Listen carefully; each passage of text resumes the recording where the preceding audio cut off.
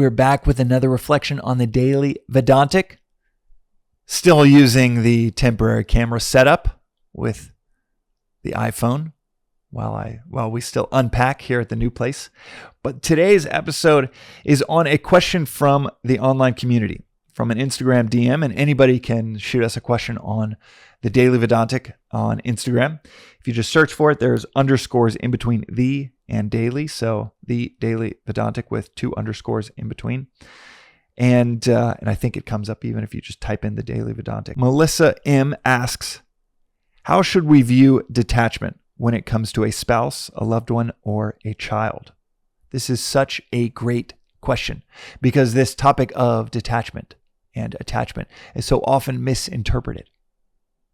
Detachment is not shunning or keeping something at arm's length, not looking at it.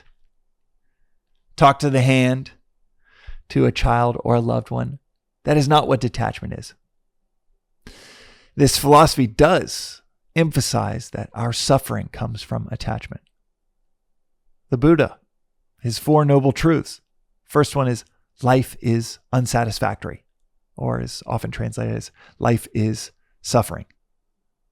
The second noble truth, all suffering comes from desire, or can be translated as attachment. All of our suffering, and the second noble truth, comes from our attachment. This philosophy of Advaita Vedanta tells us the exact same thing. And these 2 philosophies of Advaita Vedanta, and especially something like Dzogchen Buddhism or Tibetan Buddhism, are 2 sides of the same coin, saying essentially the exact same things, arriving at the same conclusions, that our suffering is caused by our attachments. But shouldn't we love and be connected at the hip with a spouse? Yes and no.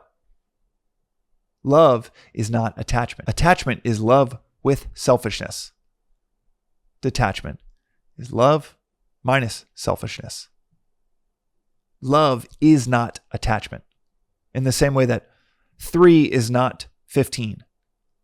3 might be 15 minus 12, but there is a minus 12 that's extremely important to make that equation work. Similarly, when you have attachment, that is love plus selfishness. Take out the selfishness. Then you get to love. We are called not just to love our spouses, our loved ones, our children. Love, as defined within this philosophy, is seeing no otherness in the world. To fully identify with another. It's an extreme. It's a succinct, but it's an extreme definition for love. It's not embracing them when you see them. It's not thinking fondly of them. It's not smiling when you're around them. It's to see no otherness. It's to identify with them fully. Attachment has this layer of selfishness where you're not identifying with them. You're identifying with what they do for you. So, detachment with a spouse. Maybe you've been married 25 years. What does that look like in the Vedantic sense of the word? It looks like you are self-sufficient. Not in a cold, distant way at all, but that you are a strong partner that doesn't need things. The opposite of this is the needy partner. It's checking in 12 times while the spouse is at work, that is insecure about where they stand. In the dating game, you may have dated someone like this where you're like, oh my God, this insecurity, this neediness is so subtractive to our relationship. It is not helping that they're checking in 7 times while you are out with friends, telling you that they want you to come back. A strong relationship, dating someone where you feel like, oh, that's the one, is the one where they're encouraging you to go out with your friends. So secure with themselves, what they bring to the table, that they have a healthy detachment. They don't need you around all the time. They don't need this relationship. Same thing in business. The healthy version of detachment is starting a business out of service, saying, okay, this is a service that my community seems to need from me, but I don't need something from them. It's not extractive of, I hope this works out because I really need this validation. I really need that external achievement. Really need that financial milestone because I have accidentally racked up too many bills for my current level. Now I need to pull a rabbit out of a hat to make something happen financially to be able to afford it all. That neediness, that attachment. And boy, have I built companies. My 20s were filled with building companies out of attachment to some external pursuit, to some external goal, to validation, to belonging, to financial engineering, where I clung on so tight. We laud this obsessiveness of founders in our society that you should obsess over your company. You should be working on it 7 days a week. And I think people can succeed on maybe financial terms in spite of that attachment. But that quote unquote success is either fleeting or it comes at a cost that those founders, those creators only realize after the fact. I know in my 20s, with a heart condition that I developed from working 7 days a week, drinking 6-7 cups of coffee, one that I've noted on this podcast before, took me to the ER, beating 175 beats a minute for 3 weeks. Thought I had butterflies in my stomach, and it was my heart nearly beating out of my chest. And still have that heart condition. And it was a path that not only led to a fire sale, certainly a PhD in how not to do things, but a fire sale, a destruction of my mental health, 18 months of depression before climbing out of it, complete neglect of my health and wellness, complete neglect of community and friends' weddings, special moments, births of nephews. It was an obsession, a clinging,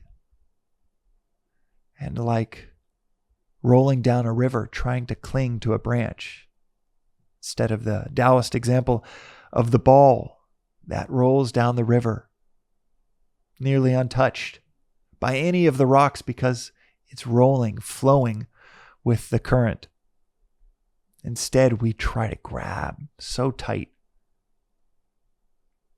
to a branch that breaks, then grabbing to a rock, sliding around, banging around, knocking ourselves unconscious as we try to cling in place in a world that tells us 1,000 different ways that we have to learn to go with the flow, to ease up, to detach from whatever outcomes we envisioned and be open, flexible, able to listen to what those around us are telling us, to what those around us need from us. That's that listening, that objectivity, that flexibility, that awareness, that detachment from our selfish outcomes and goals that we have for what we're going to get out of something.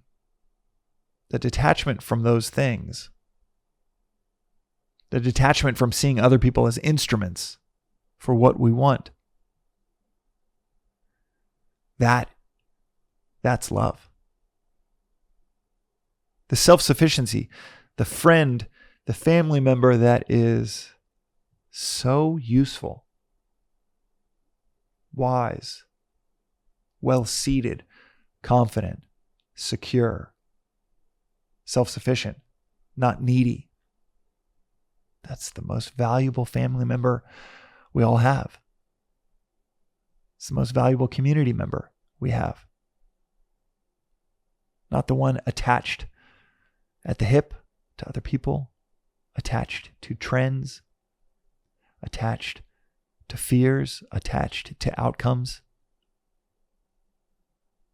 but a healthy detachment from all of those. A detachment from what am I going to get out of a certain relationship or a certain journey. And as this philosophy says, detach, you gain; attach, you lose. Ramatirtha said that, and it is such a valuable, timeless principle. Detach, you gain; attach, you lose. That if it's a relationship, an outcome, even validation that you are seeking, this philosophy says the best way to get it is to detach from needing it. And the best way to lose it, to push it away,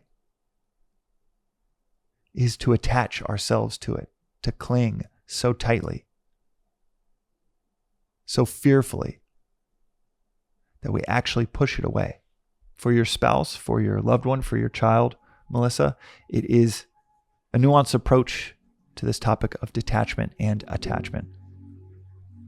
But take the selfishness out, and you will see those relationships thrive. Detach, you gain; attach, you lose. That is today's reflection on the Daily Vedantic. We'll see you next time.